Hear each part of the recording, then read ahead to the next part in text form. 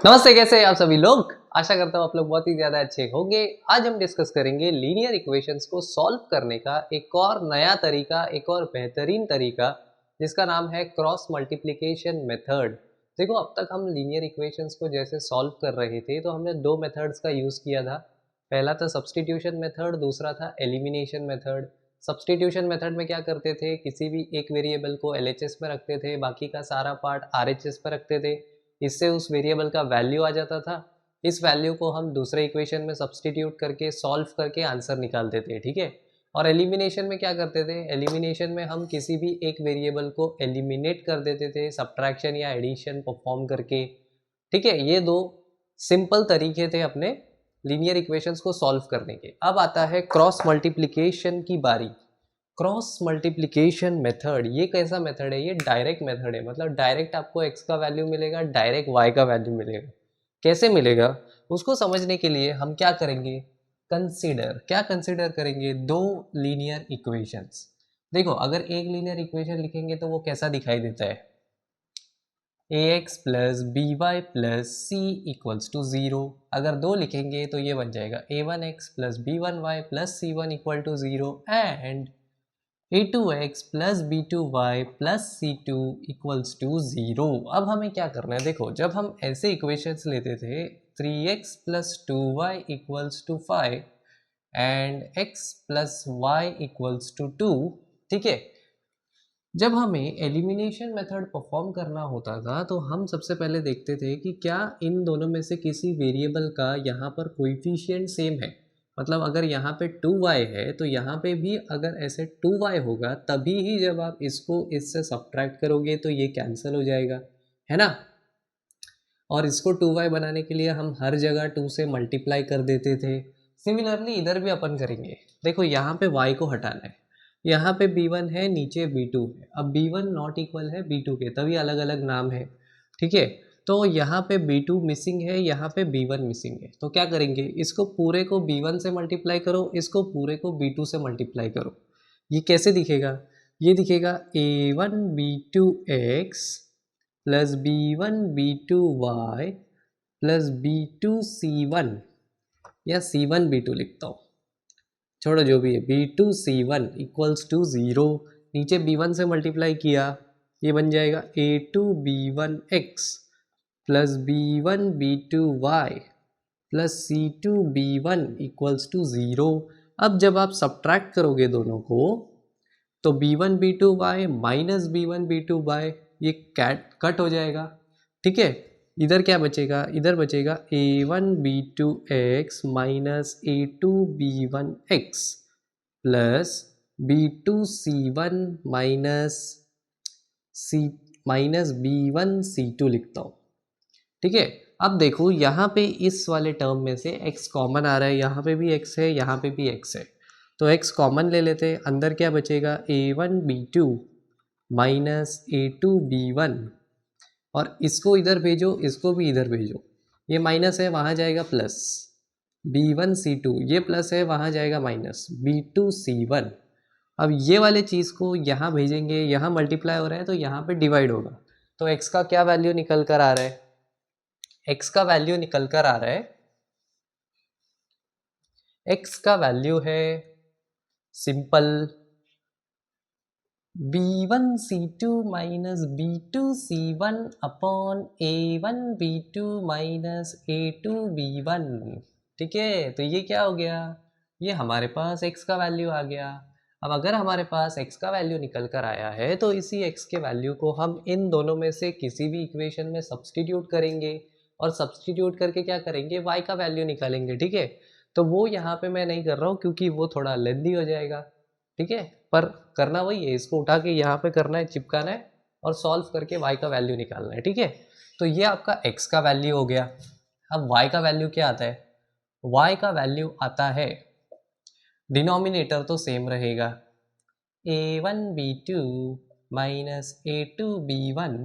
ऊपर क्या आएगा, ऊपर आएगा c1 a2 minus c2 a1, ठीक है। c1 a2 minus c2 a1 तो ये आपका x का वैल्यू निकल कर आया और ये आपका y का वैल्यू निकल कर आया। अब एक इम्पॉर्टेंट ऑब्जर्वेशन देखते हैं यहाँ पे। अब इधर ऑब्जर्वेशन कैसा है, देखो यहाँ डिनोमिनेटर देखो a1b2 माइनस a2b1, यहाँ पे भी a1b2 माइनस a2b1, मतलब यहाँ पे अभी फिलहाल तो कोई नंबर नहीं आया, अल्फ़ाबेट्स आया है, ठीक है।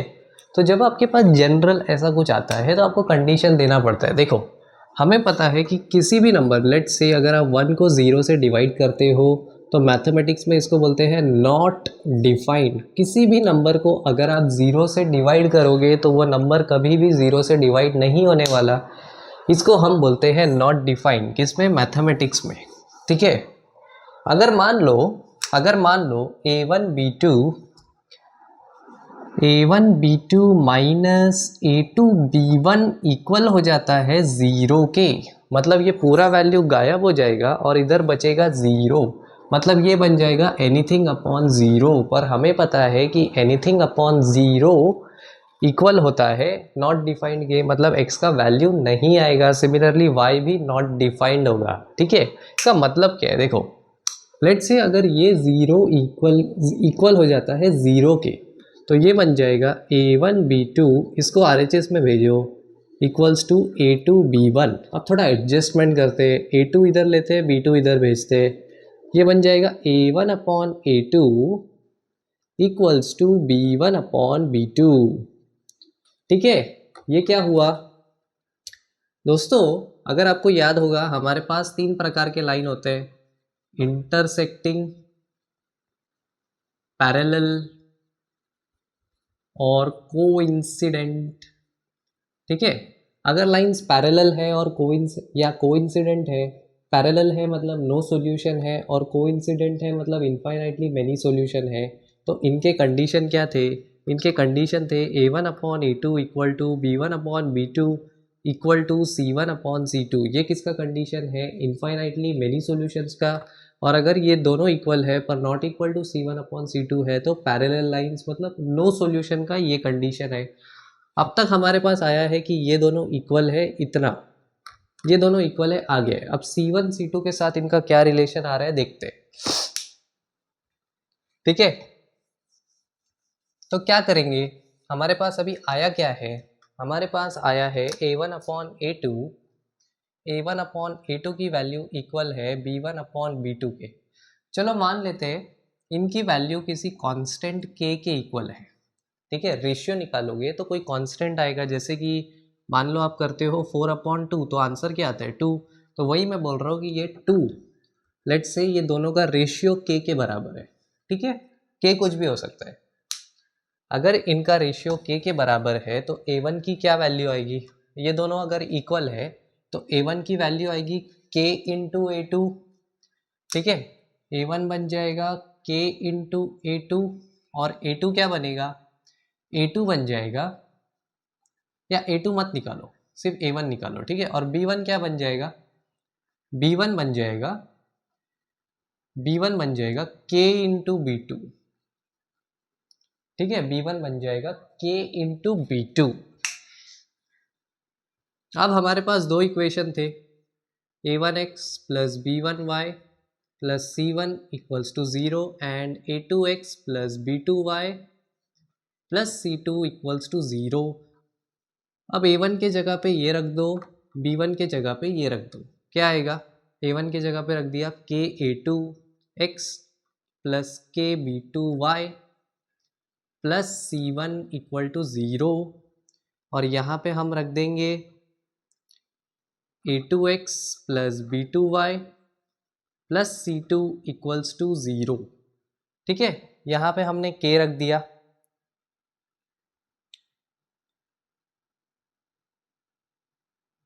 अब यहाँ पे आप एक चीज ऑब्जर्व करो, ये जो C1 है इसको ध्यान से देखो, ठीक है। एक काम करता हूँ, मैं इसको रब कर देता हूँ थोड़े टाइम के लिए।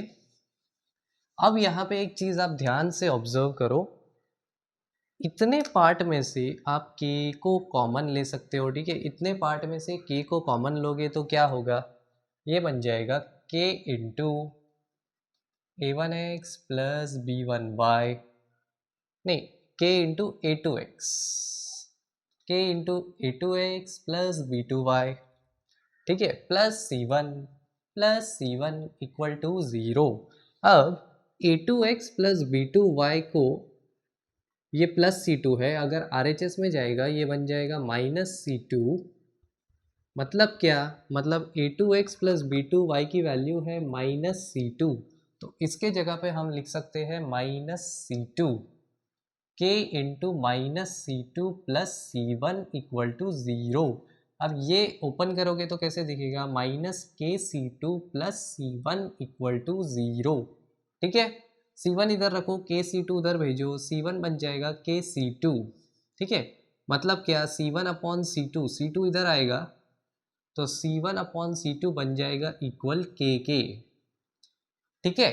अब A one upon A two की वैल्यू के है, B one upon B two की वैल्यू के है, C one upon C two की वैल्यू के है। मतलब क्या, A one upon A two equal है B one upon B two के इक्वल है C one upon C two के। इसका मतलब जब आपका डिनोमिनेटर x का y, x और y का 0 बनेगा तो वो किस केस में होगा, वो इनफाइनाइटली मैनी सॉल्यूशंस का केस होगा, ठीक है। पर अब यहाँ पे आपको समझ में आ रहा है क्या पता नहीं, क्योंकि बहुत सारी चीज़ें मैं धड़ाधड़ बोलते जा रहा हूँ, तो आशा करता हूँ आपके सर के ऊपर से ही जा रहा होगा। कहने का मतलब क्या है, देखो हमने x का वैल्यू निकाला था, y का वैल्यू निकाला था, ठीक है। x का वैल्यू क्या आया था, x का वैल्यू आया था a1 b2, x का वैल्यू a1 b2 आया था, नहीं, b1 c2 minus b2 c1 upon a1 b2 minus a2 b1, और y का वैल्यू आया था c1 a2 minus c2 a1 upon a1 b2 minus a2 b1। अच्छा, x और y का ये वैल्यू आया था, ठीक है। जब हमारे पास पेयर ऑफ लीनियर इक्वेशंस दिया हुआ होता है और हमें उसका यूनिक सॉल्यूशन निकालना होता है, यूनिक का मतलब सिर्फ एक वैल्यू, ठीक है। तो ऐसे केस में अगर यूनिक सॉल्यूशन चाहिए तो ये डिनोमिनेटर कभी भी ज़ीरो के इक्वल नहीं हो सकता, क्योंकि अगर ये चीज़ ज़ीरो के इक्वल हो जाती है तो हमारा इनफाइनाइटली मेनी सॉल्यूशंस वाला केस आ जाता है, ठीक है। मतलब x और y के अनगिनत वैल्यूज़ पॉसिबल है। पर जब हम इस इक्वेशन को इनफाइनाइटली मेनी सॉल्यूशंस के फॉर्म में देखना चाहते हैं तो हमारा जो डिनोमिनेटर है वो ज़ीरो के नॉट इक्वल होगा। मतलब a1 b2 minus a2 b1 is not equals to 0।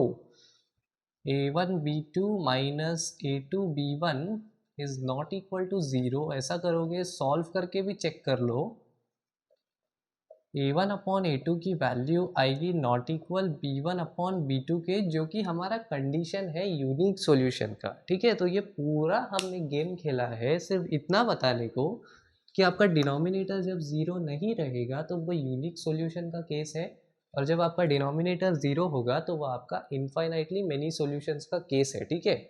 पर अब इसका फॉर्मूला क्या है, इसका फॉर्मूला सिंपल है, आपको ऐसे याद नहीं रखना, इसको याद करना है ऐसे, कैसे, इसको लिखना है x अपॉन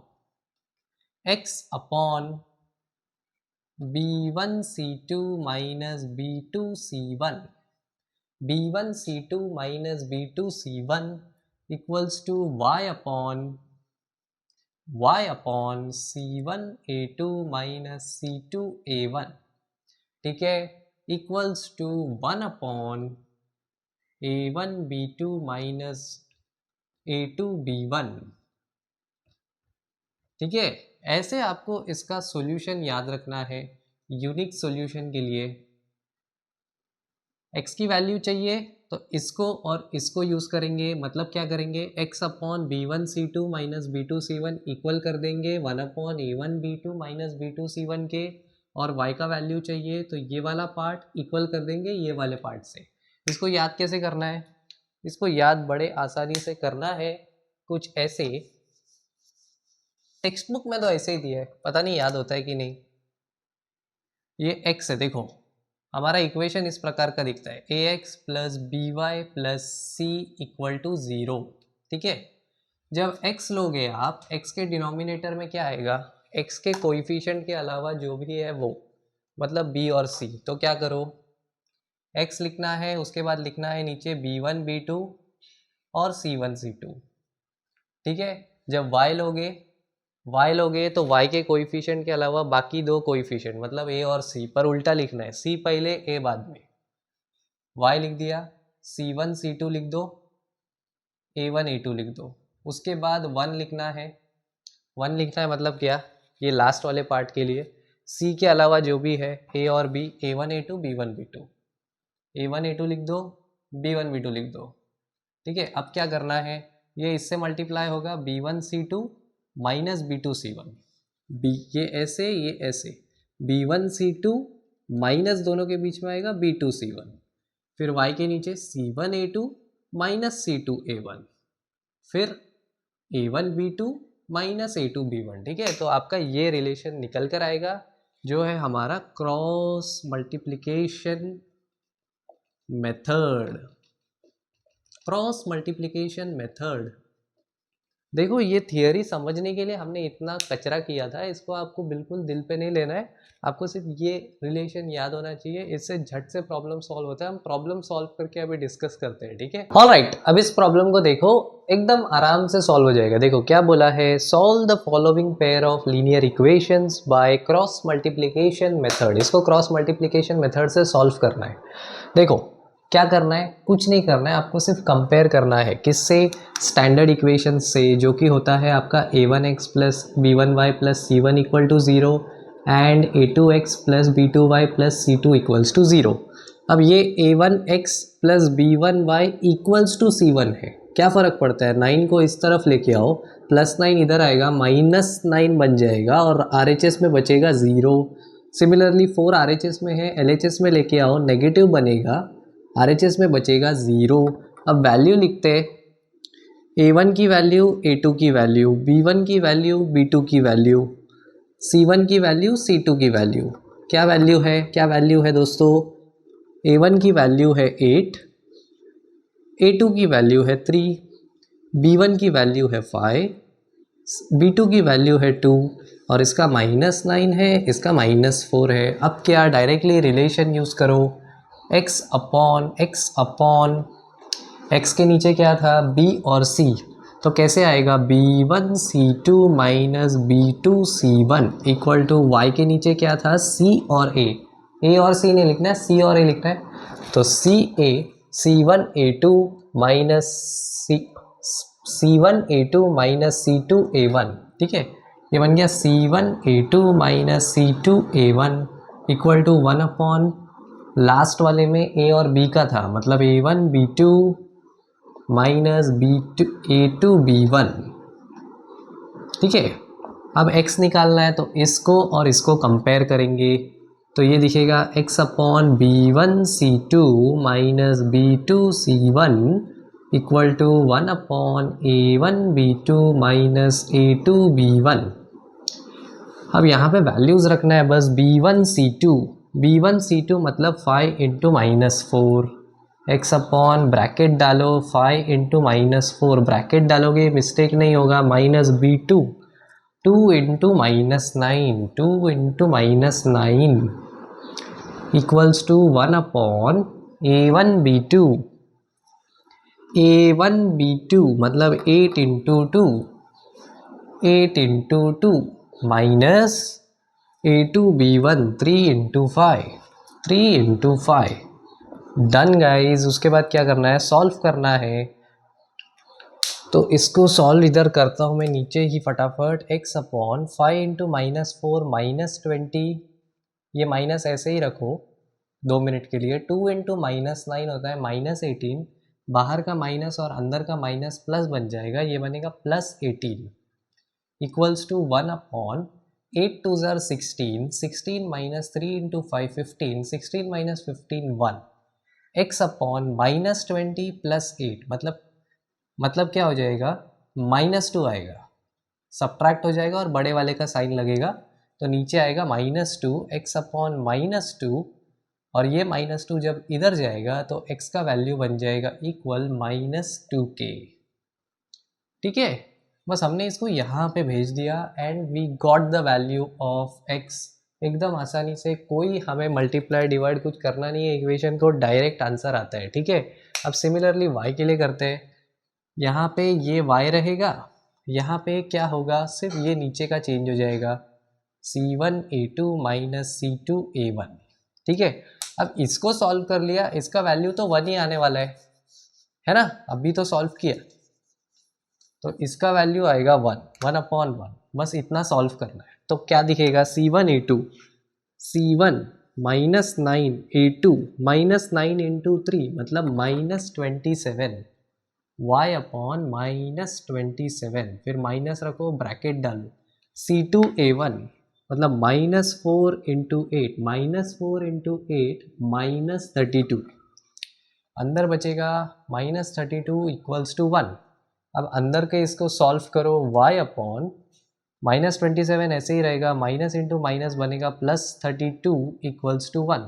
अब 32 माइनस 27 होता है 5, मतलब y का वैल्यू आएगा y/5 हो जाएगा ये, 32 माइनस 27 y/5 इक्वल्स टू 1, मतलब y का वैल्यू आ गया सिंपली 5। ठीक है, तो ये आपका क्रॉस मल्टीप्लिकेशन मेथड हुआ, जिसमें सिर्फ आपको a1 a2 b1 b2 c1 c2 लेके ऐसे आराम से x और y का वैल्यू निकाल लेना है। ठीक है, ऑलराइट, अब इस प्रॉब्लम को देखो, काफी इंटरेस्टिंग प्रॉब्लम है, इसको भी अपन क्रॉस मल्टीप्लिकेशन से करेंगे। ठीक है, देखो, इक्वेशन बनाना होता है, उसके बाद अपने पास 3 तरीके होते हैं कोई भी इक्वेशन को सॉल्व करने के। इस बार हम क्रॉस मल्टीप्लिकेशन मेथड को यूज करेंगे। सिंपल क्वेश्चन क्या बोल रहा है, क्वेश्चन बोल रहा है the area of a rectangle gets reduced by 9 square units if its length is reduced by 5 and the breadth is increased by 3। ये पहला condition. if we increase the length by 3 and the breadth by 2 the area increases by 67 square units, find the dimensions of the rectangle। Dimensions निकालने बोला है, मतलब length और breath निकालने बोला है रेक्टेंगल का। अच्छा, एक रेक्टेंगल का एरिया क्या होता है, एक रेक्टेंगल का एरिया होता है लेंथ इनटू ब्रेथ। ठीक है, इतना तो अपने को पता है। अब क्योंकि लेंथ और ब्रेथ पूछा है, दोनों को अज्यूम करते हैं x और y। चलो मान लेते हैं जो रेक्टेंगल है उसका लेंथ है x और जो रेक्टेंगल है उसका ब्रेथ है y। ठीक है, अगर ये चीज़ सच है तो एरिया क्या बन जाएगा, एरिया बनेगा लेंथ इंटू ब्रेथ मतलब x इंटू वाई। इतनी चीज़ें समझ में आती है हमारे। अब पहला कंडीशन बोल रहा है, पहला कंडीशन ये बोल रहा है कि the area of a rectangle gets reduced by 9। Area जो है वो 9 से कम होता है। ओरिजिनल एरिया अगर xy है तो अभी वाला एरिया 9 से कम है। ठीक है, ऐसा कब होता है, जब length, if its length is reduced by 5, मतलब जब लेंथ की वैल्यू पहले वाले से 5 कम है। पहला वाला था x, उससे अगर 5 कम है तो ये सच है। और ब्रेड्थ का क्या वैल्यू है, if its length is reduced by 5 and breadth is increased by 3 मतलब y+3। अगर अभी वाला ब्रेड्थ पुराने वाले से 3 ज़्यादा है तो ये चीज़ सच है। अब नए वाले रेक्टेंगल का एरिया क्या होगा, this length multiplied by this breadth मतलब x-5 इंटू y+3। ये किसके बराबर होगा, इस वाले एरिया के। वही करते हैं, x-5 into y+3 will be equal to xy-9। अब ब्रैकेट ओपन करो, x into Y +3x -5 into Y -5y -15 equal to xy-9। अब xy इधर है, RHS में भेजोगे xy-xy बन जाएगा, तो ये कैंसिल हो जाएगा। ठीक है, -9 इधर आएगा, बनेगा +9। तो ये क्या बनेगा, ये बनेगा 3x -5y -15 +9। -15 +9 होता है -6 इक्वल टू 0। ये आ गया हमारा पहला इक्वेशन। अब सेकंड कंडीशन क्या बोल रहा है, सेकंड कंडीशन वापस से वही एरिया लेंथ का सब रिलेशन है। सेकंड कंडीशन बोल रहा है if we increase the length by 3, मतलब अब अगर हमने 3 से बढ़ा दिया लेंथ को जो कि x था पहले, एंड द ब्रेड्थ बाय 2 और ब्रेड्थ को 2 से बढ़ा दिया जो कि पहले y था, y+2 हो गया है अब ब्रेड्थ, तो एरिया बढ़ गया है बाय 67 स्क्वायर यूनिट्स। एरिया बन जाएगा, पुराना एरिया से ज़्यादा है 67। अब क्या, सॉल्व करो, दिस इनटू दिस नया वाला एरिया है जो इसके इक्वल होना चाहिए। तो x+3 into Y plus two equal होगा xy+67 के। ये बन जाएगा xy+2x+3y+6 इक्वल टू xy+67। ये xy कैंसल, ये 2x+3y ऐसे ही रहेगा, +6 इधर है, 67 इधर आएगा, -67 +6 -67 होता है -61 इक्वल्स टू 0। अब हमारे पास दो इक्वेशंस है, क्या करेंगे, a1 a2 निकालेंगे। ये हो गया a1 a2 b1 b2 c1 c2। ठीक है, टिक टिक टिक टिक टिक टिक टिक टिक। a1 है 3, a2 है 2, 3 और 2। b1 है -5, b2 है 3, -5/3। c1 है -6, c2 है -61। अब वही अपना मल्टीप्लिकेशन का रिलेशन यूज़ करेंगे। कौन सा रिलेशन, x के नीचे b और c का आएगा, y के नीचे c और a आएगा, और 1 के नीचे a और b आएगा। तो x/b1 c2 minus b2 c1 equals to y/c1 a2 minus c2 a1 equals to 1/a1 b2 minus a2 b1। ठीक है, ये इसके साथ कंपेयर होगा, ये इसके साथ। तो सबसे पहले हम b1 c2 minus b2 c1 निकाल लेते हैं। b1 c2 minus b2 c1 कितना आएगा, b1 है -5, b1 c2 मतलब -61, ब्रैकेट डालना इंपॉर्टेंट है, साइन का मिस्टेक होता है नहीं तो। b2 c1 मतलब 3 × -6, 3 × -6, ये बन जाएगा 5 1 jar 5, 5 6 jar 30, minus into minus plus 305 plus 3 × 6 18, -6 है तो -18, माइनस इंटू माइनस प्लस, तो ये बन गया +18। ये कितना बनेगा, 5 + 8 13, 1 ऊपर आ जाएगा, 1 + 1 2, 323। ठीक है, b1 c2 minus b2 c1 आ गया 323। अब ये निकालते हैं, a1 b2 minus a2 b1। ठीक है, a1 b2 minus a2 b1, a1 b2 3 × 3 9, minus a2 b1 2 × -5 -10, minus into minus plus +10, तो ये बन जाएगा 19। अब x का वैल्यू क्या आएगा, इसके नीचे है 323 और इसका वैल्यू आया है 1/19। तो x बन जाएगा 323/19। x बनेगा 323/19। 19 7 जार देखो, 19 7 जार नहीं, 19 17 जार, या इसको ऐसे ही डिवाइड करते हैं, 19 1 जार 19, तो 32 में से 19 गया, कितना बचेगा, 12 9 3 2 130, 133। क्या 133 30, हाँ बराबर 17 जार होता है। ठीक है, ये हो गया 19 1 जार, 32 को डिवाइड करेंगे तो 1 आएगा, बचेगा कितना, 32 में 113 133, 19 7 जार 133। तो x का वैल्यू आ गया 17। अगर x का वैल्यू 17 है, अगर x का वैल्यू 17 है तो y का क्या वैल्यू आएगा, वही सॉल्व करके आएगा, और क्या आएगा, सॉल्व करके देख लेते।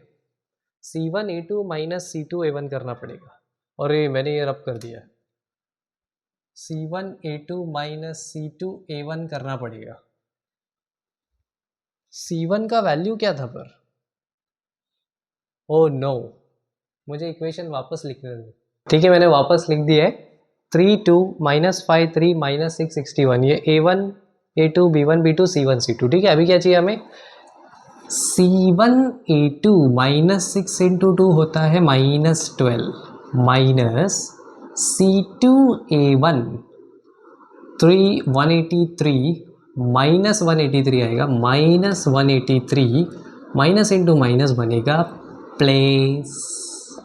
ठीक है, तो ये हो गया 183 माइनस 12, ये बनेगा 171।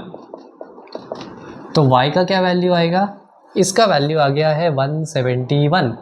y का वैल्यू होगा 171 अपॉन 19, 171 अपॉन 19, 19 वन जार नहीं, 19 वन जार नहीं, ये 19 नाइन जार ही जाएगा शायद, 9 नाइन जार 81, यस ये बन जाएगा 9। तो x का वैल्यू क्या आया, x का वैल्यू आया 17, y का वैल्यू आया 9, मतलब हमारे रेक्टेंगल का लेंथ है 17 और ब्रेड्थ है 9। ठीक है, ऑलरेडी एक बहुत इंटरेस्टिंग प्रॉब्लम है, इसको देखो, इसमें हमें थोड़ा सा फिजिक्स का हेल्प लगने वाला है। ठीक है, तो क्वेश्चन पढ़ते हैं। क्वेश्चन क्या है, क्वेश्चन बोल रहा है कि places A and B are 100 kilometers apart on a highway. One car starts from A and another from B at the same time.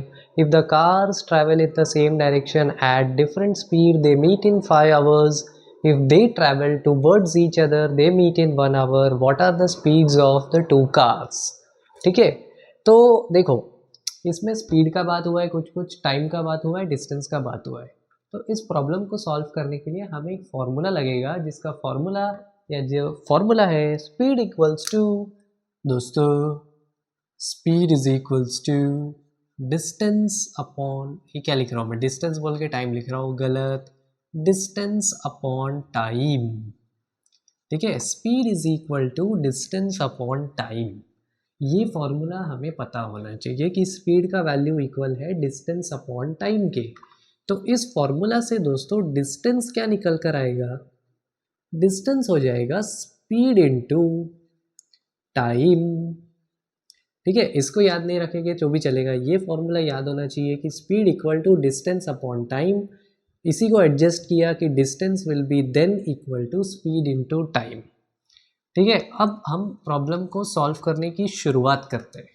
हमें पूछा है, हमें क्वेश्चन में ये बोला है कि आपको फाइंड आउट करना है speed of car A and speed of car B. ठीक है, what are the speeds of the two cars. ठीक है, और हमें पता है कि ए और बी एक दूसरे से 100 किलोमीटर की दूरी पे है। हम क्या करते हैं, मान लेते हैं let the speed of car at A be X, जो कार ए पर है उसका स्पीड x है, and let the speed of car at B be Y. ठीक है, अब सिनेरियो इमेजिन करो, देखो ये बोला है कि ये ए पॉइंट है और उससे 100 किलोमीटर दूर बी पॉइंट है। ठीक है, 100 किलोमीटर की दूरी पे ये दो पॉइंट है। यहाँ पे जो कार है, ओ नो बहुत गंदा बना, यहाँ पे ये जो कार है, अगर ये और यहाँ पर जो कार है, अगर ये दोनों सेम डायरेक्शन में ट्रैवल करते हैं, ठीक है, अगर ये दोनों सेम डायरेक्शन में ट्रैवल करते हैं, मान लो ऐसे जाते और ये भी ऐसे जाता है, तो ये अगर इसके डायरेक्शन में जाता है और ए भी यहाँ पे जाता है, तो ये दोनों कभी ना कभी मिलेंगे, किसी इस पॉइंट पर मिलेंगे। मान लो इस पॉइंट पर ये लोग मिलेंगे और यहाँ मिलने के लिए इसको समय लगेगा 5 घंटे, 5 आवर्स। मतलब बी ने अगर यहाँ से अपनी जर्नी की शुरुआत की और ए से अगर किसी ने जर्नी की शुरुआत की, तो 5 घंटे बाद ये दोनों यहाँ पर ज़रूर मिलेंगे, ये पहला कंडीशन है। अच्छा, अब ए और बी के बीच में डिस्टेंस 100 किलोमीटर है, इतना हमें पता है। बी वाली जो गाड़ी है उसको यहाँ से लेकर एम, मान लो एम जहाँ पे ये लोग मीटिंग हो गए या मीटिंग पॉइंट, यहाँ तक पहुँचने के लिए बी को 5 घंटे लगे। तो उसने कितना डिस्टेंस ट्रैवल किया, हमें पता है कि जो स्पीड है बी का वो y है, जो गाड़ी बी से शुरू हुई है उस गाड़ी का स्पीड है y, एस बी, मतलब speed of car at B is y, और speed of car at A is x, मतलब हमें स्पीड पता है और टाइम के बारे में कुछ पता है। अब इस वाले रिलेशन को देखो, distance equal to speed into time. गाड़ी का स्पीड है y, m तक पहुंचने के लिए टाइम लगा है 5, तो इससे डिस्टेंस क्या आ जाएगा, distance travelled by car at b equal to speed of car b into time taken by car b, है कि नहीं। स्पीड कितना है y, टाइम टेकन है 5 आवर्स, तो ये डिस्टेंस हो जाएगा 5y। इतना समझ में आया, आशा करता हूँ समझ में आया होगा। ठीक है, सिमिलरली ए का डिस्टेंस क्या आएगा, ए पॉइंट से लेकर एम पॉइंट तक का क्या डिस्टेंस आएगा, ये वाला डिस्टेंस। ए पॉइंट से लेकर एम पॉइंट का क्या डिस्टेंस आएगा, गाड़ी का स्पीड है x, डिस्टेंस ट्रैवल करना निकालना है, टाइम टेकन है 5 घंटा, इसने भी 5 घंटा लिया, इसने भी 5 घंटा लिया, तो इसका स्पीड अगर x है तो ये डिस्टेंस जो ट्रैवल करेगा वो बन जाएगा 5 इंटू एक्स। कैसे, स्पीड इंटू टाइम, स्पीड है x, टाइम है 5, x इंटू 5 यानी 5 इंटू एक्स। ठीक है, अब यहाँ से सिंपल ज्योमेट्री देखो, ये पॉइंट से लेकर ए पॉइंट इतना हिस्सा 100 किलोमीटर का है और इतना हिस्सा 5y है, तो 100 प्लस 5y करोगे तो टोटल 5x आना चाहिए, मतलब 100 प्लस 5y किया अगर तो टोटल 5x आ जाएगा। As simple as that. अब क्या, अब इसको इधर भेजो, ये बनेगा 5x minus 5y, 5x minus 5y equals to 100, पूरे को 5 से डिवाइड करो, x minus y equal to 20। आ गया आपका पहला इक्वेशन, पहला इक्वेशन बड़ा कंफर्टेबली निकल कर आ गया डिस्टेंस के मदद से। अब दूसरा इक्वेशन क्या बोला है, दूसरा इक्वेशन ये बोल रहा है कि जब ये दोनों गाड़ियाँ जो एक दूसरे से 100 किलोमीटर की दूरी पर है, ये अगर 100 किलोमीटर्स है, ये ए पॉइंट है, ये बी पॉइंट है, यहाँ वाली गाड़ी, यहाँ एक गाड़ी है, ओ नो, यहाँ वाली गाड़ी जो है, जब ये दोनों एक दूसरे की तरफ ट्रैवल करते हैं, पहले वाले केस में ये भी इधर जा रहा था, ये भी इधर जा रहा था, अब ये इधर जा रहा है तो इसको इधर आना है। जब ये एक दूसरे की तरफ ऐसे तरफ आते हैं तो इन्हें 1 घंटा लगता है मिलने को। ठीक है, ए का स्पीड था x, अगेन बी का स्पीड है y। अगर इसे इन्हें 1 घंटा लगता है मिलने को, तो ये मान लो m पॉइंट पर मिले, तो यहाँ से यहाँ तक का डिस्टेंस क्या हो गया, सेम स्पीड इनटू टाइम, मतलब x इंटू 1 मतलब x, यहाँ स्पीड y है, टाइम है 1, तो ये वाला डिस्टेंस हो जाएगा y। अब जब आप x प्लस वाई करोगे तो 100 से ज़्यादा हो नहीं सकता क्योंकि ये एक दूसरे के तरफ आ रहे हैं, तो दूसरा इक्वेशन हो गया x plus y equal to 100। ठीक है, अब इसको अपने स्टैंडर्ड फॉर्म में लिखते हैं क्योंकि ये बहुत आराम से सॉल्व हो जाएगा सब्स्टिट्यूशन से या एलिमिनेशन से, पर चलो क्रॉस मल्टीप्लिकेशन से करके थोड़ा और बड़ा बनाते हैं प्रॉब्लम को। तो x plus y minus 100 equal होगा 0 के, और ये भी x minus y minus 20 equal होगा 0 के। ठीक है, अब a1 a2 कर दो, a1 a2 b1 b2 c1 c2 equal to equal to equal to equal to equal to equal to 1 1 1 1 b1 b2 1 minus 1 1 minus 1 c1 c2 minus 100 minus 20। Simple. अब हमारा relation क्या था दोस्तों, हमारा रिलेशन था x upon, ये मैं ऐसे ही आपको क्रॉस मल्टीप्लिकेशन बताने के लिए कर रहा हूँ, नहीं तो 1 सेकेंड में सब्स्टिट्यूशन से आंसर आता है इसका। सबसे पहले हमें निकालना पड़ेगा a1 b2 minus a2 b1, a1 b2 मतलब 1 माइनस 1 माइनस 1 माइनस 1 इंटू 1, तो ये कितना आया, माइनस 1 मतलब माइनस 2। फिर निकालेंगे हम b1 c2 minus b2 c1, B1C2 1 into -20 -20 minus B2C1 -1 into -100 हो जाएगा 100।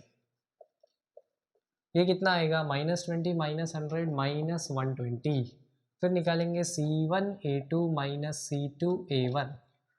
C1A2 मतलब -100 माइनस C2 मतलब -20 A1, तो ये बन जाएगा -20 माइनस माइनस प्लस -100 + 20 बन जाएगा -80।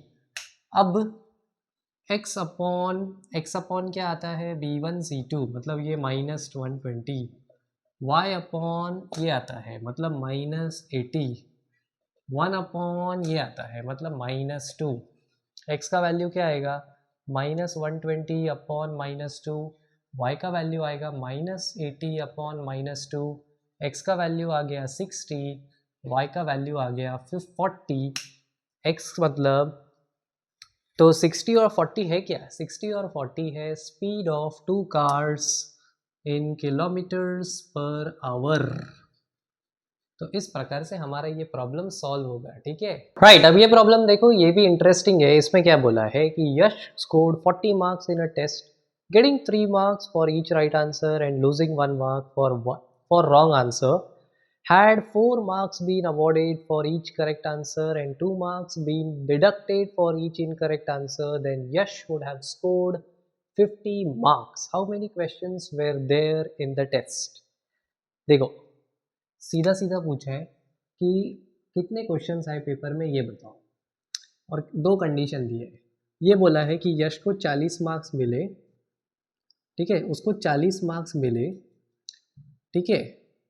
40 मार्क्स उसको कब मिले, जब करेक्ट क्वेश्चंस के लिए उसको 3 मार्क्स मिले और इनकरेक्ट क्वेश्चंस के लिए उसके -1 मार्क हो गए या 1 मार्क उसके कट गए। जब ये पेपर पैटर्न था मतलब कि जब आप सही आंसर लिखते हो तो आपको 3 मार्क मिलेंगे, गलत आंसर लिखते हो तो 1 मार्क कटेंगे, तब उसको मिले 40 मार्क। 50 मार्क्स कब मिले उसको, जब पेपर पैटर्न था ये कि सही आंसर लिखोगे 4 मार्क्स मिलेंगे, गलत आंसर लिखोगे 2 मार्क्स कटेंगे, -2, ठीक है। अब यहाँ पे एक अजम्पशन है, हम ये अज्यूम करेंगे कि जितने भी क्वेश्चंस पेपर में आए वो सारे के सारे पेपर के क्वेश्चंस यश ने अटेम्प्ट किए, तभी इसका आंसर आएगा, ठीक है। मान लेते हैं पेपर में अगर 50 क्वेश्चन आए तो 50 के 50 यश ने अटेम्प्ट किए। अब कैसे निकालेंगे, चलो मान लेते हैं कि लेट